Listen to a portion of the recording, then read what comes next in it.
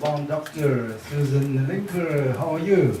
I am very good, Kempo. I really like you to teach Dharma because you have a great compassion to everybody, to compassion for them. And always you're doing joyfully helping others, so please share your wisdom to the world.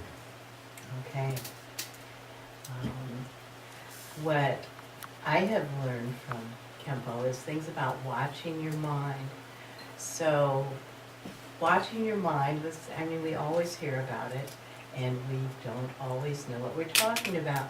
So, in order to talk about watching your mind, I'm going to use mother as an example, because we all have a mother, and at some point, very early on, we've had an opinion about this other being in our life.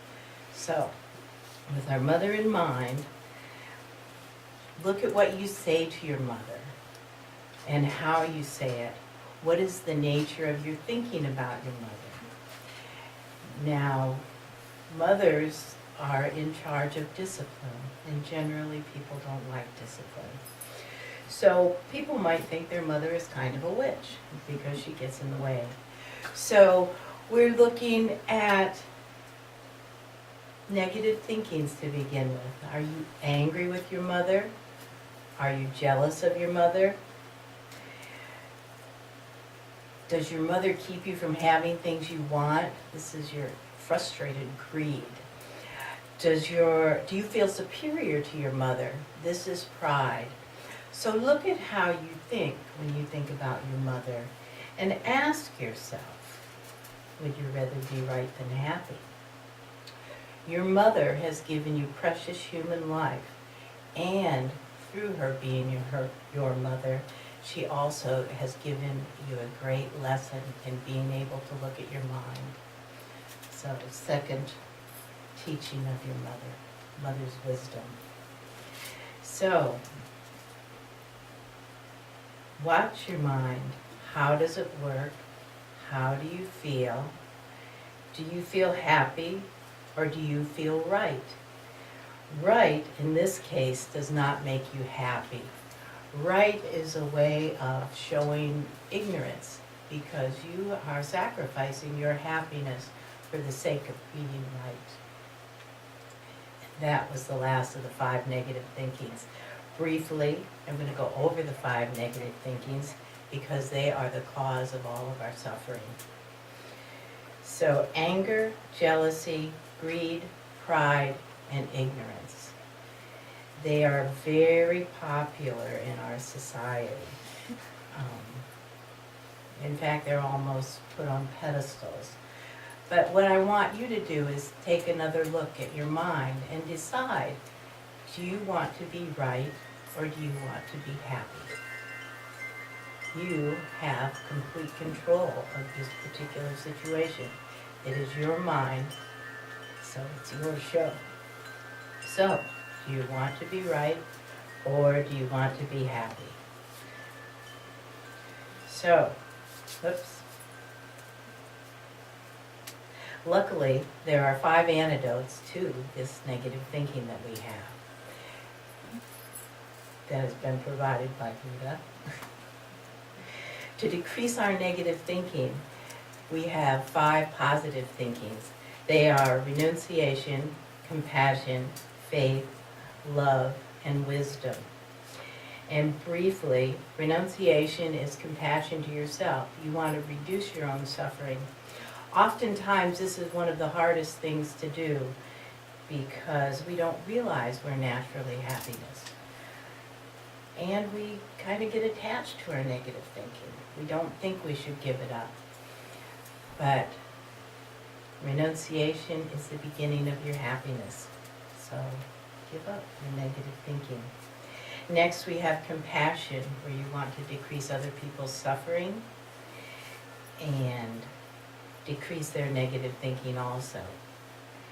Faith comes in 3 levels. Faith is something that grows in you, and it's basically getting some kind of handle in your mind about what your positive thinkings are and what they can do for you. And you're kind of giving up this being right, thinking maybe there's another way. And love is wanting happiness for others. And wisdom comes from the study and practice of the 5 positive thinkings, which are the cause of happiness. Cause and effect do exist. So would you rather be right or would you rather be happy? There are no spare people in this world. Human life is very precious. Please watch your mind. Thank you very much for your teaching. I have a question that you always helping others without their asking, and also when you're helping others, you are very joy. Like I always say, why so joyfully helping others? So how do you that kind of thing? You know, to a degree, it's because I have studied certain things and I have abilities to help. So I joyfully apply those practices, which 5 positive thinking are part of that. So how do you tell them be like you? That part,